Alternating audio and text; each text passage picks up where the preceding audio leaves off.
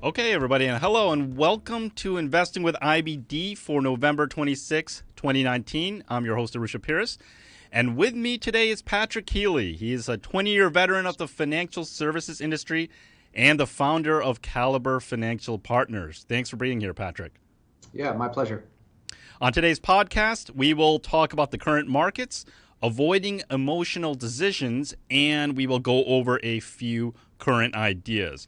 But let's first start off with the current market. We are in an uptrend. 4 distribution days on the S&P 500, 3 on the NASDAQ. The indices continue to hit new highs, and more stocks are breaking out too. So the environment continues to be strong. Patrick, what are your thoughts about this market? So I'm certainly excited and happy to see the market trading the way it is. Yep. But I will say, without just sort of some mini corrections along the way, it is something that is a bit concerning. I will say a lot of the market dynamics are favorable right now. We just received our third interest rate cut, so the Federal Reserve has indicated that we're kind of in a steady state. I think that's actually what's fueling the market, and certainly some expectations around a trade deal with China. That being said, I think to have a little bit of a pause or even some mini corrections along the way would be healthy for the stock market. In the absence of that, what you get is more of a boom-bust cycle, and that could be troubling as we get into the end of the year. There are some technical factors with tax law selling, so on and so forth. And so I am excited about how the market's performing, but also trying to be cautiously optimistic. Yeah. Now, last year we had that 20% correction for a little while. So now, would you expect a little bit of a pullback when you talk about mini correction, like a 5%, 10%, or something like that? Wouldn't make you a little bit that would make you a little bit more optimistic then, or? Yeah, anywhere from a 3 to 5%, I think, would be healthy for the Yeah. market. I think 20 is certainly exaggerated, and I think why we saw that last year was much more so Fed driven, and I don't think we're going to see that going into the end of 2019. No, that yeah, that would be bad again if we had that. So, Patrick, how'd you get started in the industry? What was the path that you took to end up where you are right now? Sure. So I graduated college in 1996, worked for 2 investment banks out of college, Donaldson, Lufkin, Rett for 3 years, then ultimately Lehman Brothers for close to 8 years. I left Lehman in 2007. Coincidentally, it ended up being about 15 months before they filed Yeah, it for was perfect bankruptcy. timing. Wow. Lucky, I think, and Yeah. not something that I was anticipating. But it was a difficult time in the job market, as you might imagine, with the Right. financial crisis. I had my securities licenses and wanted to try out as an advisor. I had gone to NYU for my MBA while working at Lehman, majored in finance and entrepreneurship, and really wasn't able to utilize that skill set in a big firm environment like Lehman. So what I do now is much more entrepreneurial. I get to work with individual clients, really see firsthand the impact that you have on them, and it's something that I really enjoy. So I have been a financial advisor for a little over 11 years, and I've owned my own firm for just over 6 years. Now, when working with clients, now obviously, I'm assuming the biggest challenge is handling the client's emotions when you go through some of these downturns or when the markets get really volatile and they're giving back some of the gains in their portfolio. How do you handle that? How do you approach that?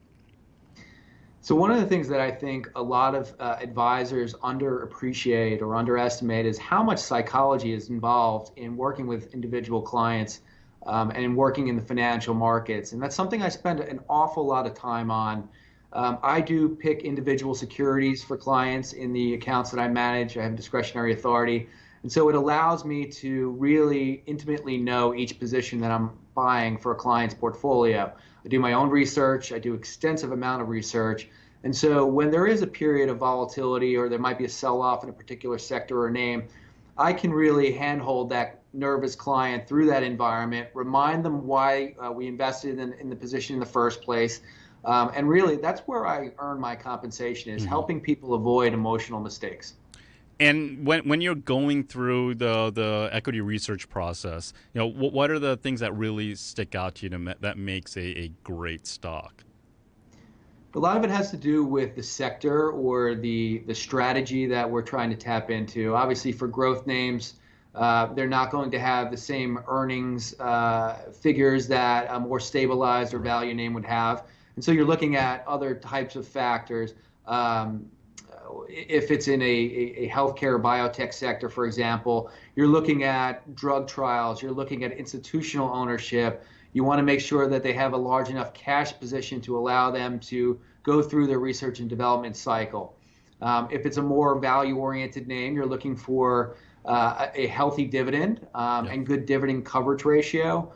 You want them to be in a sector that is not at risk of being disrupted by new technology. And so those are some of the things that I consider. And what about a market environment? That plays a huge part in all these stocks. How do you get a gauge on that, or where we are in the cycle or potentially are in the cycle? Yeah, that's a really good question. So some of it, depending on where we are in the cycle, and I think we're sort of in the late innings, even though the economic statistics are quite favorable. A lot of times when there's sort of a market disrupting event or black swan event, God forbid, you don't see that coming necessarily. Right. And so you're kind of trying to be proactive, not knowing when that's going to happen, but trying to guard against that as markets continue to trade up and valuations get pressed. As I said, I think we're in a late innings of the cycle. It doesn't mean it can't continue for a while, right. But I think we try and get a bit more defensive. We're holding larger cash positions than we would otherwise. We're positioning in some more defensive names, okay. And the growth names may continue to grow, and I certainly hope they do. But again, without those many corrections along the way, at some point we're going to be back in a recession. It's inevitable. I don't know what it's going to trigger that, but we want to be prepared for that and not reacting to it when we're already in the middle of it. Yeah, and also talking about cycles, there's a cycle to the client too, right? Realizing where they are in the cycle and the strategies change depending on where they're actually at that point.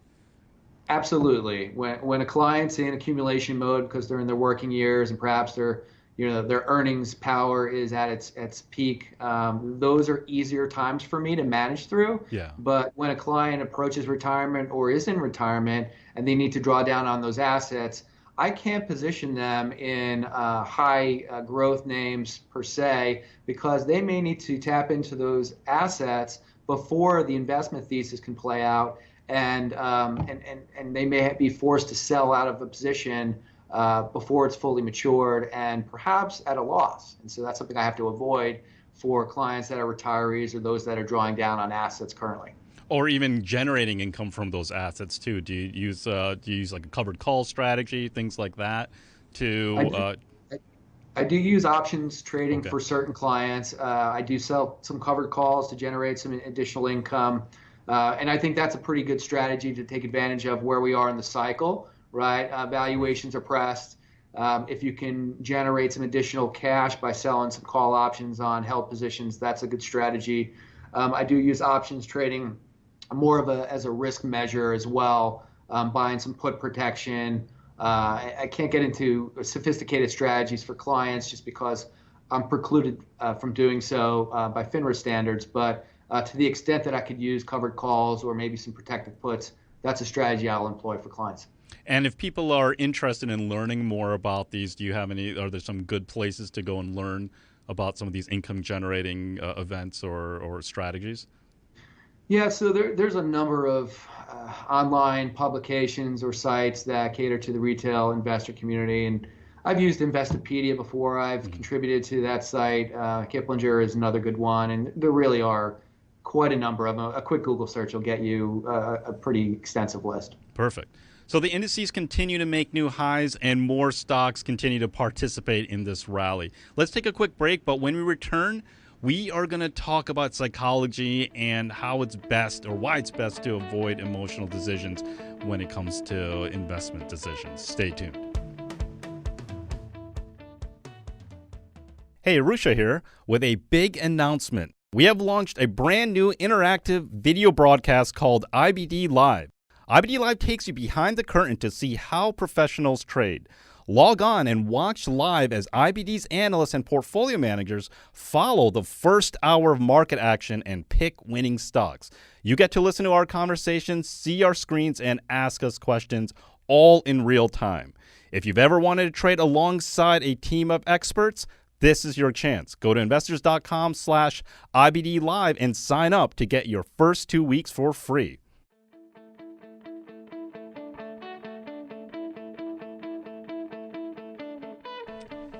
Patrick Healey is our guest on Investing with IBD. Okay, Patrick, let's get into psychology and more specifically, avoiding emotional decisions. It's amazing. Once you put real money on the line in the market, it gets very, very emotional. It certainly does. And there's the risk for an inexperienced investor or someone that caters to their emotions to chase stocks when they start trading up, again, for fear of missing out. FOMO is a pretty powerful motivating factor. Right. And then the opposite is maybe perhaps even more powerful. The fear of losing everything is when the sky seems to be falling. Get me out of the market, put me on the sidelines. I can't stomach any more volatility. And then inevitably they miss out on a recovery. And so those are two very powerful diverging emotions that I spend a lot of time helping clients avoid. And so what are some of those strategies, or how do you overcome those? Because especially with the clients, I mean, like in 2008, I can only imagine trying to talk to people at that point when they got caught and lost like 50% of their portfolio. Yeah, it's a difficult experience to have to go through, especially when many people work their entire lives, especially for older folks. And lesson learned, perhaps they need to be a bit more defensive as they approach that later in life and retirement. Yeah. But certainly to have worked for 20, 30 years and to see a large percentage of your nest egg literally wiped out in what felt like a month or less. But what do you do at that point, right? The damage is done. Do you park your money and miss out on what ultimately will be a recovery? And some people did, and I know they're kicking themselves now. And now they're thinking about, hey, do I get back into the market? I don't want to miss out on this bull market. They really should be taking a much more cautious approach, because the time to be holding firm was sort of down at the bottom of the cycle in 08 and 09. Obviously hindsight is 2020, but again, if you're an inexperienced investor and you're emotional and you don't think that you can maintain a cooler head or have an objective investment thesis as to why you bought a position or positions, then perhaps you should put your faith in somebody that does have the experience and that is making decisions based off of sound methodology as opposed to emotional. And so let's go over an example of why to buy a stock. So you have a stock and it's like, okay, here's our objective here. So XYZ stock, what type of objectives do you look for on this and to come up with that game plan really to go forward? Yeah, so I certainly will look at a lot of the financial ratios that a particular company is showing, right? Okay. What is their PE ratio, not just trailing, but really forward-looking? What's their PE growth ratio? That's indicative of a growth name and the likelihood that they will be able to achieve a higher share price going forward. I look at free cash flow. That is the health and wellness of a company, and the ability to generate cash allows a company to fuel future growth, but also it helps hide some mistakes. And so when you're operating really thin and you don't have the liquidity or cash profile, one, you have to make some difficult decisions as a growth stock or company, but also if you make some mistakes managerial or competition-wise, those are going to be highlighted when you're cash strapped. And so that's definitely an important consideration. One of the other things that I believe I touched upon earlier is what kind of institutional ownership do these companies have? It's a big one. And that can easily be gauged by combing through 13F filings, which institutional investors have to publish 45 days after the quarter end. Yep. Look at some of the expert investors. Where are they taking some of the bigger positions in names? Because a lot of times they have board representation. They spend a lot of time doing extensive research, And if they're going to take a large position in a company, it's because they think it's going to go up. And so you can kind of piggyback off of that strategy a little bit and put your money with smart investors. Yeah, especially here at IBD, we definitely always advise that. You always want to make sure there's some big institutions behind it, so then you have some powerful friends on your side. So even when the stock sells off, they're going to come and start defending it at a certain point to prevent it from getting really out of control. It's true, and if a company does unfortunately fall into mismanagement, perhaps an institutional investor with a sizable position could easily become an activist, and they're lobbying on your behalf and the other shareholders, and that's a good position to be in. You want to have strength in the name if, for some reason, the management is overpaid or they're just not executing on their initiatives. Yeah, and another thing, we always use the institutions kind of as a confirmation. So if you see what you think is a great idea, but you don't see any great institutions behind it, you're missing something, because they definitely looked at those ideas, but they decided to pass on it. True. Or it's just a smaller company and it doesn't fall within their investment mandate, or they think that the cycle may take too long to develop with a particular name. And so, if you want to have some exposure in a company like that to have as part of your portfolio, just keep the holding at a very small level, right? And don't overextend yourself. As you said, if the institutions are not at least sniffing around and taking a pilot position in the name, it's maybe something you want to avoid or keep to a small exposure position. And talking about position sizes, what do you recommend for your clients on position sizes? What's your typical kind of position for stocks and things like that? Yeah, so I would say the high conviction names, maybe 5%. Again, it depends on how much money the client has and what their income needs are currently or in the next few years. But I would say you want to keep even the high conviction names to 5%. And then obviously some of the maybe smaller cap growth names that you just touched upon, not more than 1%, and really 0.5% would be more appropriate. Yeah, because then you could definitely ride out the volatility a lot better when those things whip around. If you're going to lose money in a name, you want to kind of limit your losses and say, hey, okay, it didn't work out, but we're not going to be severely punished on a portfolio level. Yeah. Now, what about earnings season too? And maybe the position sizes are going to help here. But these days, it's amazing with earnings season how these stocks will just jump up dramatically on earnings or gap down out of nowhere. And it's hard to protect against that. Do you have any suggestions for that? Yeah, so that's also a good question. And yes, there's a lot of pricing activity around earnings season. And I would say if you're a cautious investor and you're holding a name and it happens to run up into earnings, well, there's nothing that says you can't sell that position prior to the announcement, or at least cut back half of your position, because you just don't know what the outcome is going to be or how the market's going to react to it.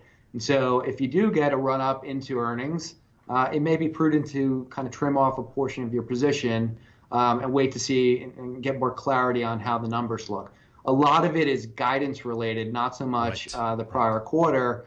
So even if they had a good quarter and they beat earnings and they beat revenue, if they issue light guidance going forward, the stock is likely going to sell off, and that may leave people scratching their heads saying, "Well, I don't get it. They had a great quarter, but the market is very much forward looking, and so you're looking at not only the guidance, the earnings from the prior quarter, but the guidance going forward." And so when a stock runs up into earnings, selling it off. Do you try to come up with some kind of target prices for all of your positions, or are you looking for a certain percentage? Hey, if I'm up 20% on a position, this is where I'm going to ideally sell it. How do you usually approach that? Yeah, so with the positions that I am looking to both acquire as well as sell for clients, I kind of have a laddered approach, right? I'm trying to leg into positions. Okay.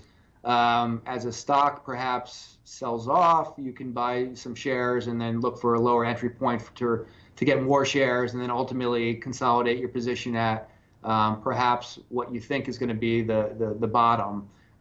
It's very difficult to time the absolute bottom or the absolute top, Try not to beat yourself up over that. But again, as well, on the upside, when you're looking to sell out of a position, if a stock trades up 25, 30%, you need to be pulling back some of the exposure. If it trades up 50%, peel off a bit more. Yeah. And if you double your stock, and that's a great outcome, don't be piggish, right? Yeah. I mean, and some of that, I'll caveat with saying it depends on the sector you're investing in, right? And so value names that trade up, a lot of the technology names like Apple or Google have done incredibly well this year, 60, 70% runs.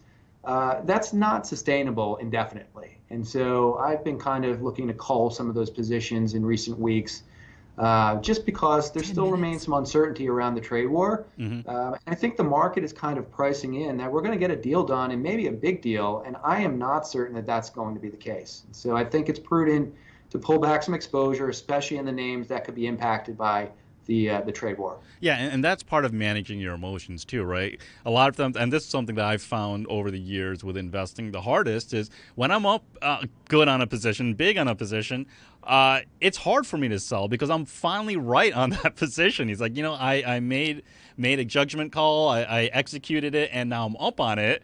If I sell now, it could go up even higher.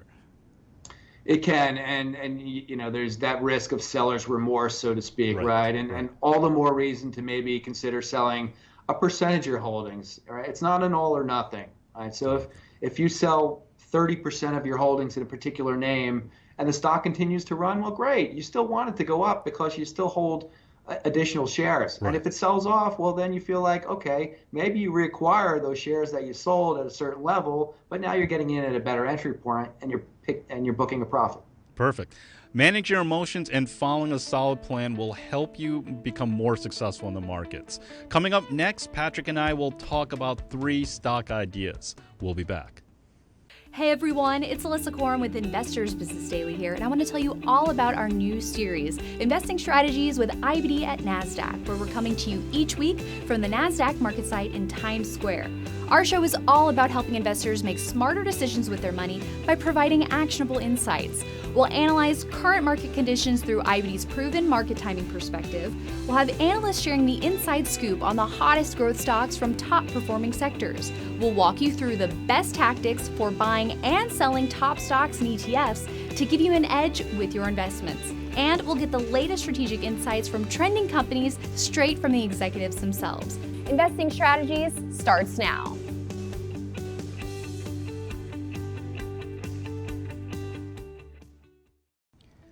We are back with Patrick Healey on Investing with IBD. Okay, Patrick, let's get into some current ideas that are on your radar. And the first stock that we have is ticker symbol AMRN, Amarin Corp. And these guys are a biotech, and they've been doing pretty well over the last year. What do you like about these guys? So there's a number of things I like about Amarin, and that's a name that I just started following earlier this year and added to a position for clients. It's an Irish-based firm in the biotech space.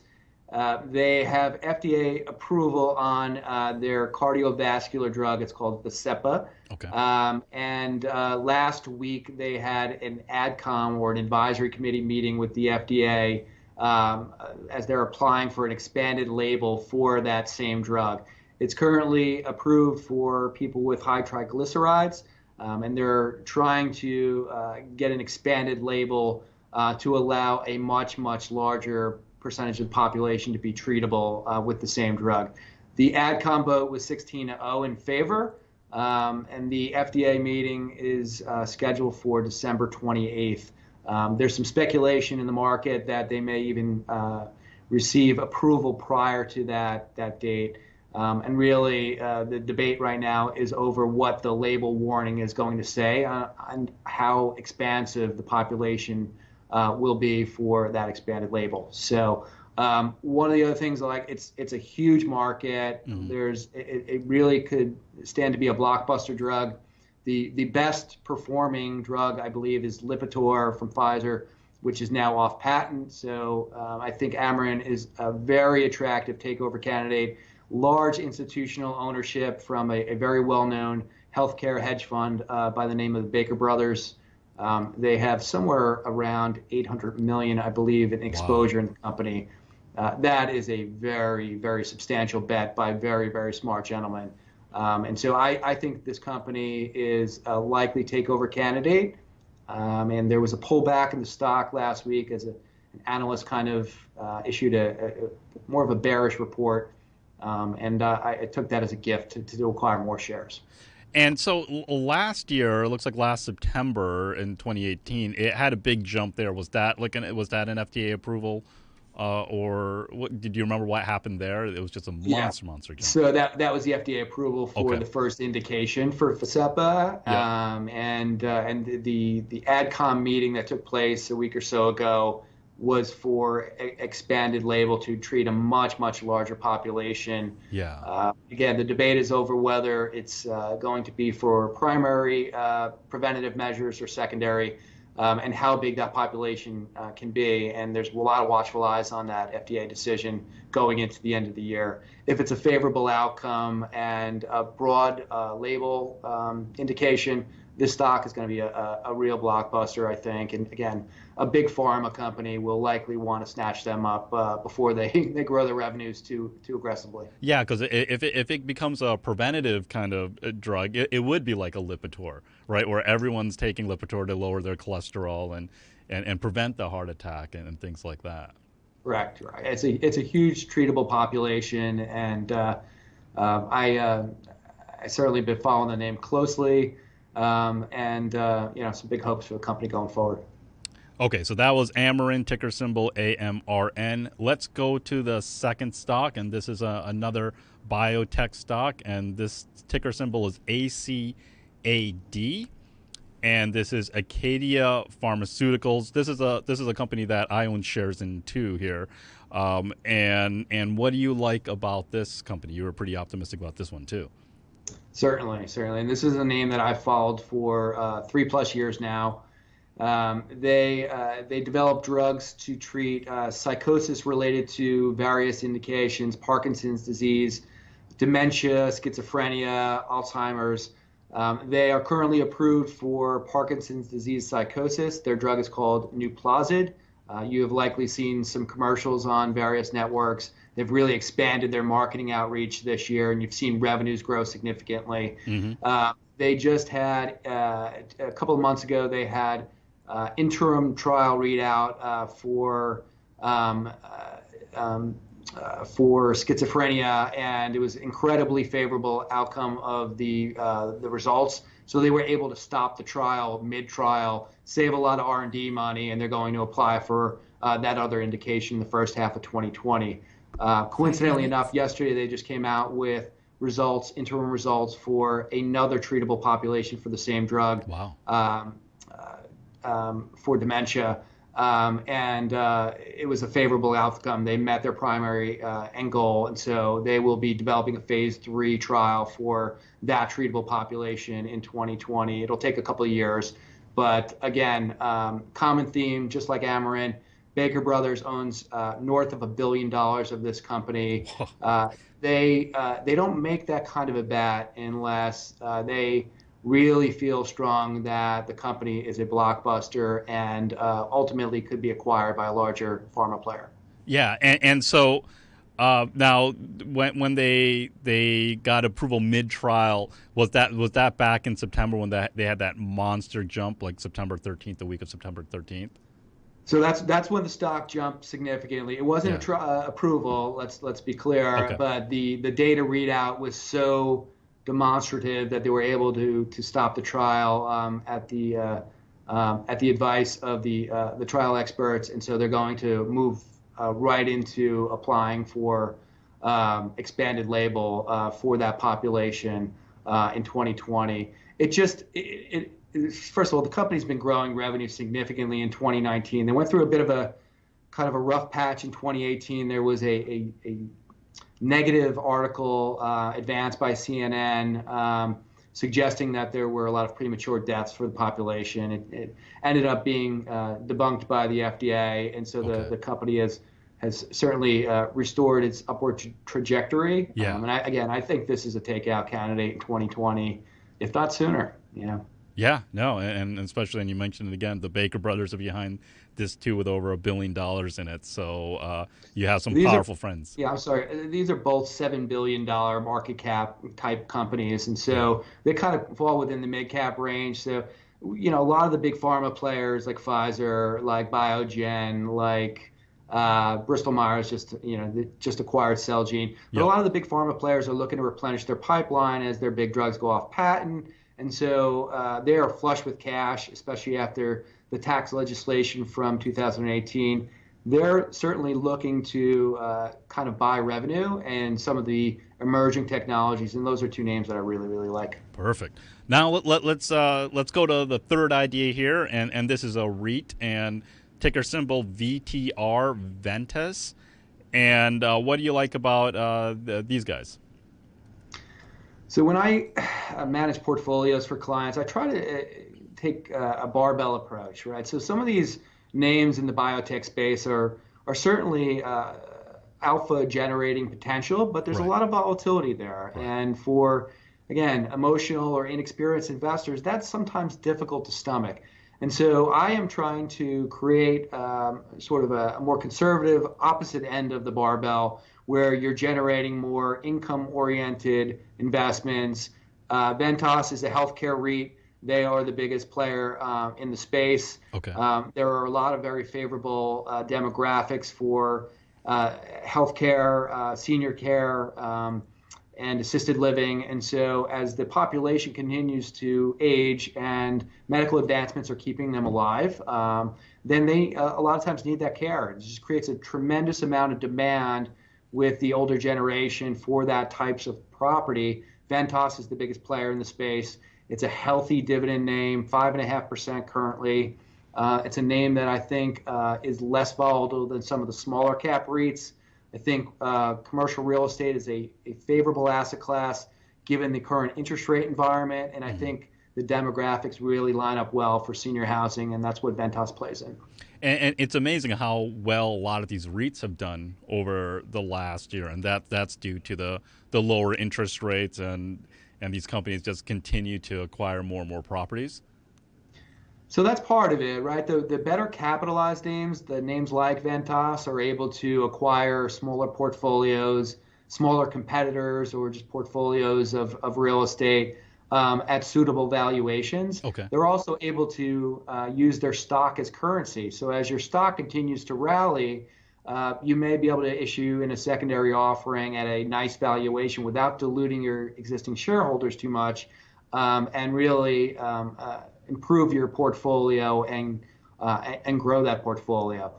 We have seen interest rates come down 3 times in a row now, and that's favorable for all REITs. 10 minutes. But also the economy has done very well in the United States, and there's a lot of foreign investor capital coming into the U.S.